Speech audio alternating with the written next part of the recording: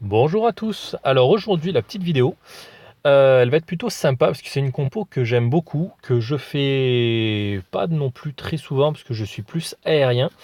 Et là c'est vrai que The Village se prêtait plutôt à l'aérien, mais bon, j'ai fait quand même cette compo parce que c'est un Vivianti 3 étoiles, HDV9 maxé avec Reine 16, Roi 17 et avec les arcs X au sol. Donc c'est vrai que pour moi qui suis un aficionados de l'aérien, c'était quand même au top. En plus, il avait ses deux propulseurs du même côté. Enfin bon, il était largement violable.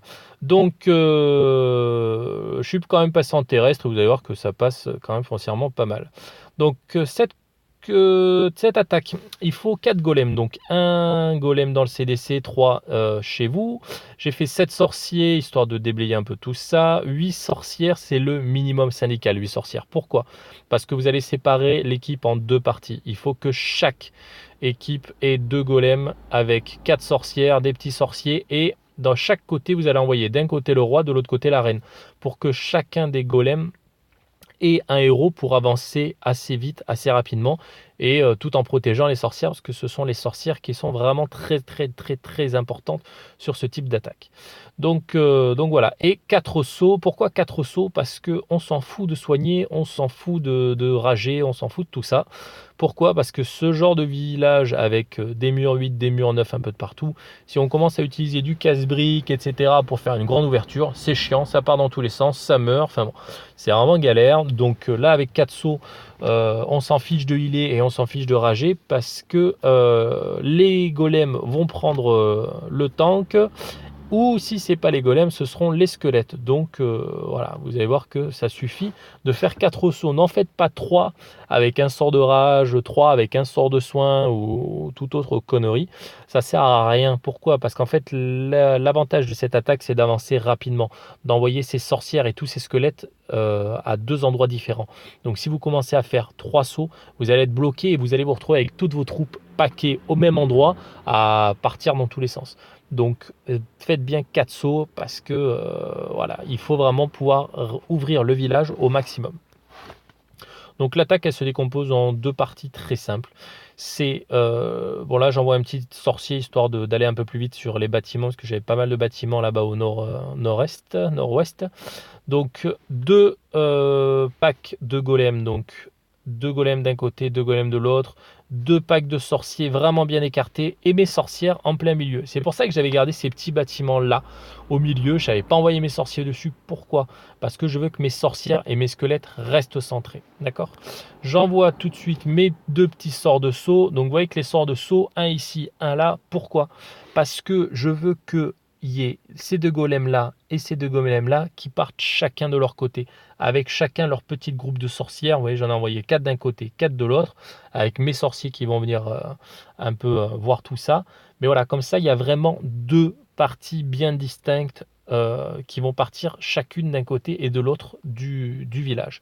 Donc là, bon, le CDC se déclenche avec du dragon et du sorcier dedans, mais on s'en fiche parce que justement, j'ai envoyé ma reine de ce côté-là et mon roi de l'autre côté.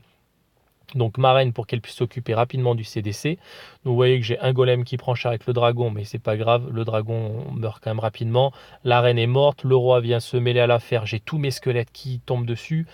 Vous voyez que ça avance quasiment à la même vitesse. C'est pour ça que c'est important d'envoyer ces héros vraiment séparés de part et d'autre pour que chaque héros ait la puissance d'attaque suffisante pour faire avancer les golems rapidement. D'accord? Si vous envoyez pardon, les héros du même côté, vous allez avancer très rapidement d'un côté et beaucoup moins de l'autre. D'accord? Ce qui va mettre vos sorcières en difficulté de l'autre côté. Donc là, vous pouvez voir que j'ai envoyé mes deux autres sauts, donc vraiment séparés. Vous voyez que là, j'ouvre cette partie droite du village et là, j'ouvre la partie vraiment nord du village. Je ne veux pas que mes troupes se rassemblent les unes avec les autres. D'accord? Je veux vraiment que ça reste deux coins vraiment distincts.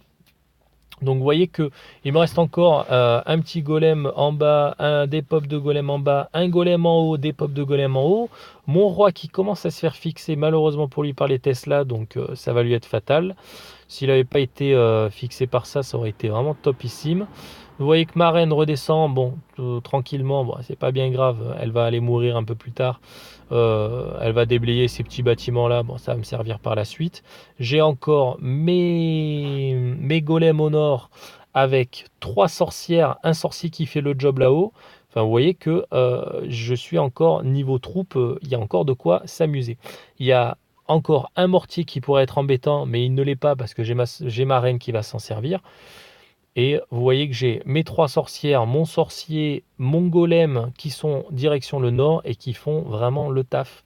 Vous voyez que 3 sorcières, ça fait quand même beaucoup de squelettes, ça fait beaucoup de petites merdouilles à fixer pour les défenses, ce qui fait que mes sorcières sont à l'abri. J'ai le mortier qui tombe, la tour de sorcier qui tombe, j'ai ma reine qui meurt, mais il me reste donc mes 3 sorcières, 2 défenses, 3 bâtiments. Et vous voyez que avec le pop successif des sorcières et des squelettes, bah il y a tout qui tombe quand même foncièrement rapidement. Je suis encore niveau temps plus que large. Vous voyez que le canon tombe. J'ai la tour d'archer là qui est fixée sur les squelettes. C'est parfait. J'ai les squelettes qui se rassemblent. On s'en fiche. Il n'y a plus de mortier, il n'y a plus rien. Il ne reste plus que cette tour d'archer à tomber.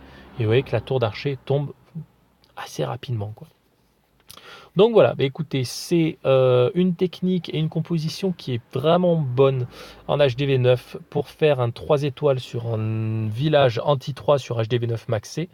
C'est une technique aussi qui est très très bien pour les HDV10 qui auraient besoin d'aller gratter quelques étoiles en bas sur de l'HDV9, sachant que vous, HDV10, vous avez un sort en plus, donc je ferai plus un sort de rage en plus, histoire d'annihiler rapidement les héros et le CDC, qu'un sort de soin, parce que là, vous voyez quand même qu'avec 4 golems, tout le monde reste plutôt en vie. Vous, en HDV10, en plus, vous avez du golem 5 qui est increvable, vous avez de la sorcière maxée, du sorcier maxé, du sort de saut qui dure 20 plombes.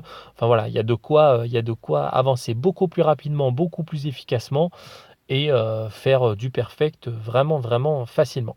Bah écoutez, je vous laisse sur cette vidéo, je vous quitte en HDV 9, je reviendrai vers vous en HDV 9,5. J'ai lancé mon HDV 10, mais je ne vais rien augmenter, je vais vraiment qu'augmenter que les troupes, etc. Donc je vous ferai une nouvelle petite vidéo avec mon HDV 9,5 tout frais, en espérant faire de jolis scores. Bah écoutez, je vous dis à très bientôt et merci beaucoup.